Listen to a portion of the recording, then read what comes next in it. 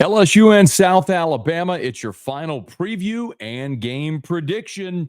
It's Locked on LSU. Let's go.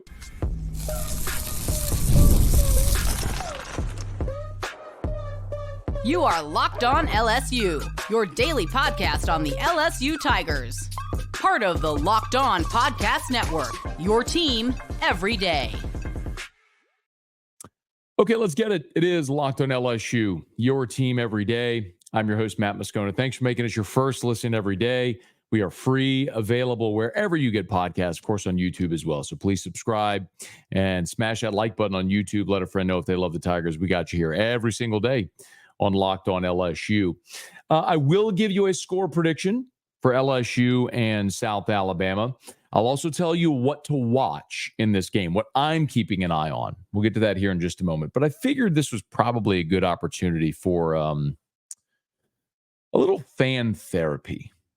The last time I had to do this was the day before the Heisman Trophy presentation in December.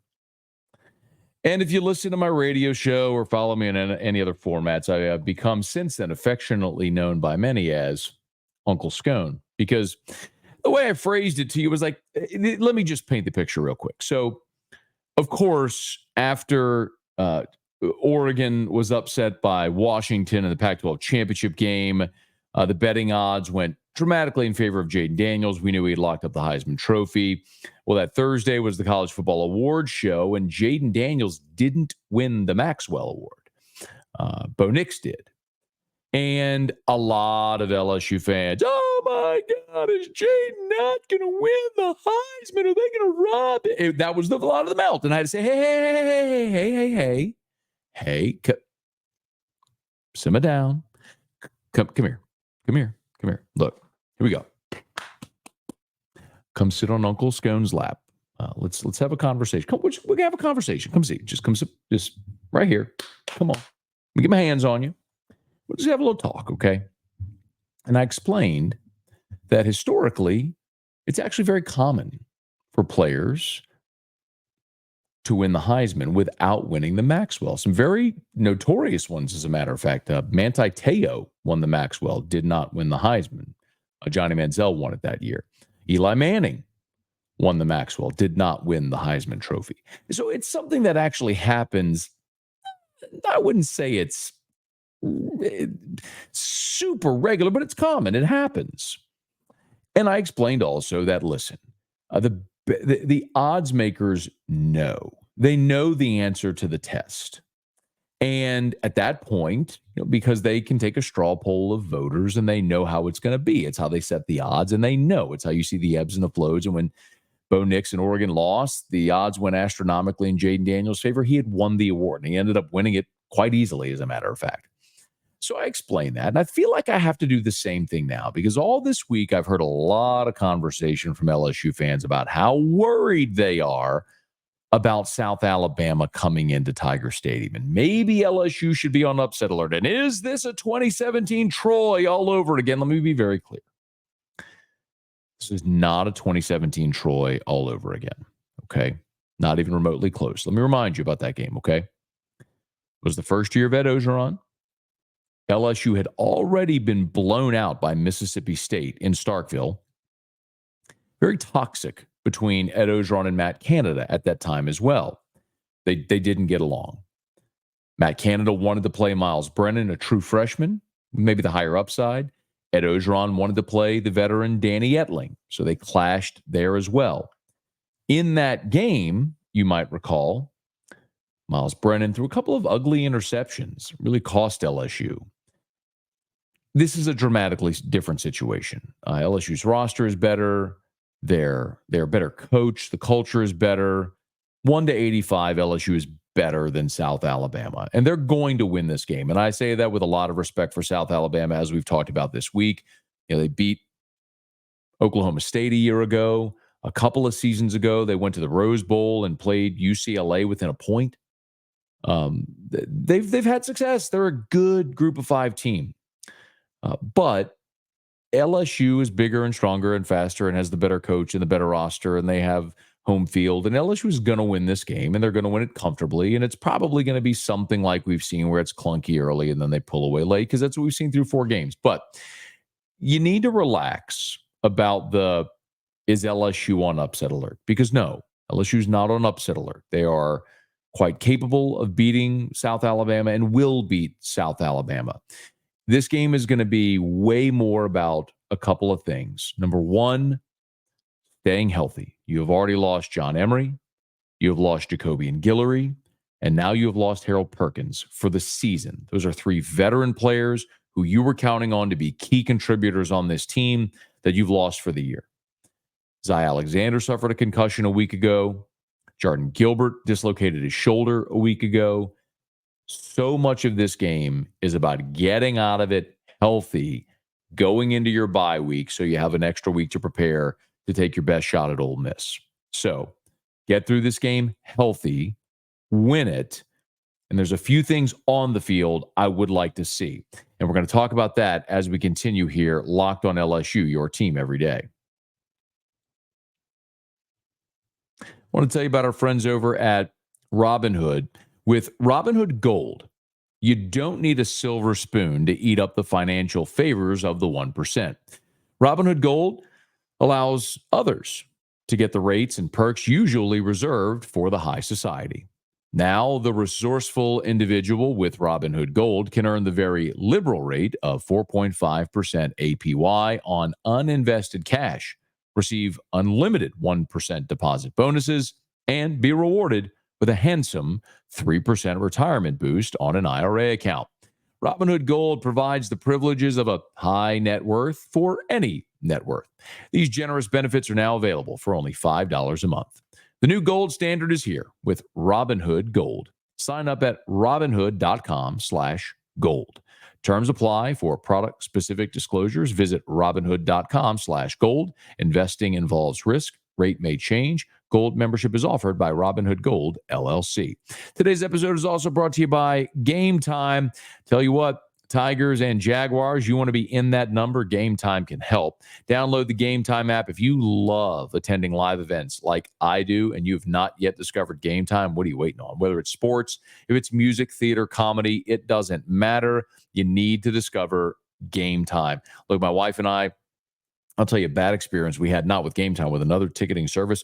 A few years ago, we were up in New York City. It was in February. We figured, hey, let's go check out the Knicks. Let's go to the Garden. Found some tickets on a different app. And lo and behold, by the time I checked out, the price was dramatically different than the one that I had initially clicked.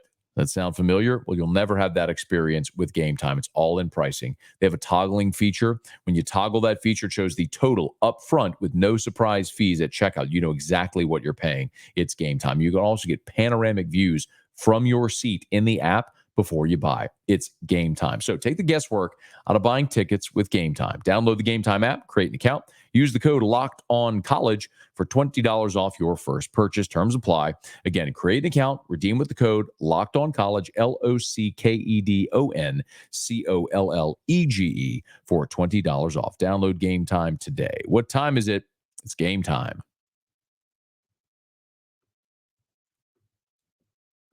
So there's 3 things in particular I'm going to be keeping an eye on with LSU and South Alabama Saturday in Tiger Stadium. First and foremost, I want to see LSU continue to eliminate the big runs. Against Nicholls and against South Carolina, this became a massive storyline. What we have ignored is that against Southern Cal and against UCLA, LSU did a fantastic job of eliminating those big plays. Against Southern Cal in the opener, the longest run of the day for the Trojans was 17 yards. Against UCLA, the longest run of the day for the Bruins was 17 yards. As you might remember against Nicholls, they had a long run of 67 yards. That was the second play of the second half when Colin Guggenheim, out of the single wing, ran it for a touchdown. And then against South Carolina, as we know, Lenora Sellers had a 75-yard run, and then Rocket Sanders had a 66-yard touchdown run. So in 2 games, you were really good at the second and third levels of preventing the gashing run from becoming a change the scoreboard run. Against Nicholls and South Carolina, you were unable to do that. But by and large, outside of the 3 runs I mentioned, this run defense has been good. And I'm not saying you take away the big plays. You can't. And part of that is pounding away and waiting for your gap, waiting for your opportunity, staying consistent with it. I get it. But the point is LSU has shown you they can be consistently good in run defense. They're not giving up 6, 8 yards a pop. They're very good. What they haven't yet been able to consistently prevent is the big play in the running game. They did it 2 games, and in 2 games they didn't. So let's see how they do. Can they prevent the big run? I'll also tell you something I'm keeping an eye on is the linebacker rotation without Harold Perkins, and that's worth mentioning.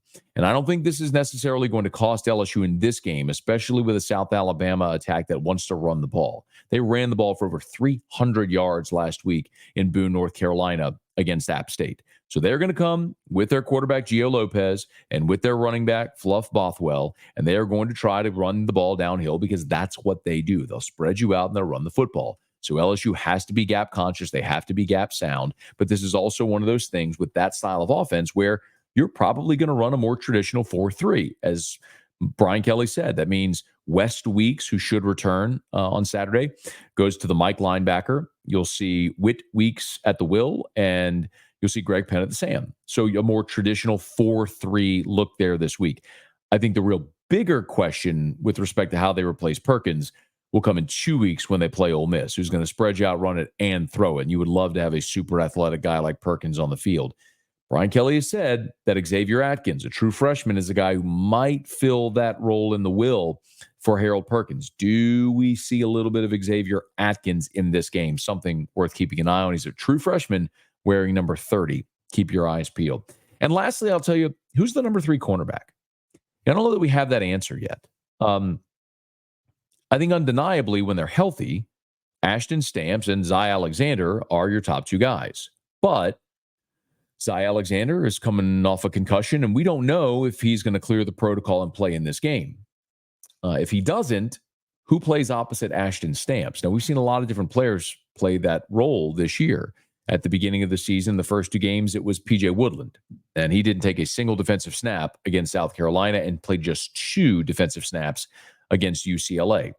It would appear that J.K. Johnson is the guy that they're moving into that role, which is something worth keeping an eye on. J.K. Johnson did not start a single game in his first year at Ohio State, played in all 13, started 5 in his second year at Ohio State, transferred to LSU, missed the entire season a year ago, and then now has played in 4 games with no starts, but he's starting to ramp up his snap count. And maybe J.K. Johnson could be that number 3 corner for LSU. It's worth watching. I could mention Sage Ryan as well, but it seems abundantly clear at this point that they are committed to making Sage Ryan a safety and not a corner. For example, in the 4 games so far this season, Sage Ryan has played 52 snaps at wide corner, 24 in the slot, 38 at free safety. So he has played the most snaps of any of those positions out wide corner, but 51 of his 52 snaps at boundary corner were against Southern Cal. He did not play boundary corner against Nichols. He did not play wide corner against South Carolina. And he took 1 snap at cornerback against UCLA. So they may play him in the slot. He did not play it all in the slot, by the way, in the opener. 9 snaps against Nichols, 5 against South Carolina, 10 against UCLA in the slot. So you might see Sage Ryan play slot corner, which is more that of a sort of hybrid safety role, nickel type spot, which he's played a lot in his career. But he has played in the last 3 games, played 1 snap out wide. I think this coaching staff understands that's not where Sage Ryan is going to fit bets. He is not a boundary corner. He was playing last year there out of necessity. You need to get guys like Stamps and Woodland and J.K. Johnson and Jair Brown up to speed to play their best out wide, because that's how this defense will be its best. I don't think LSU needs to be its best to beat South Alabama. I think they're going to win this game. I've given the score on a couple platforms. Obviously, do it here. I think LSU does win the game 44-24. I know that was the number I picked early in the week when I had to write that prediction for LouisianaSports.net. And I know the line was 22. It dropped down to 21. I don't know where the game will go off at, but I think that's about right. LSU in 4 weeks has yet to cover a line, and I don't know that they cover this spread either. I do like the over in the ball game because I think we've also seen through 4 games that LSU is a little clunky defensively in the first half, and there's probably yards and points to be had. And I think South Alabama will find a way to score some. I also think LSU is just the physically superior team and will find a way to distance itself. So I do think LSU wins and wins comfortably, even if the first half is a little uncomfortable, as each of LSU's first 4 games have been. We'll be talking about it after the game right here on Locked on LSU. Hey, if you're on podcast, please subscribe on your favorite podcast app. Rate us, leave a review. If you're on YouTube, smash that like button, subscribe to the channel.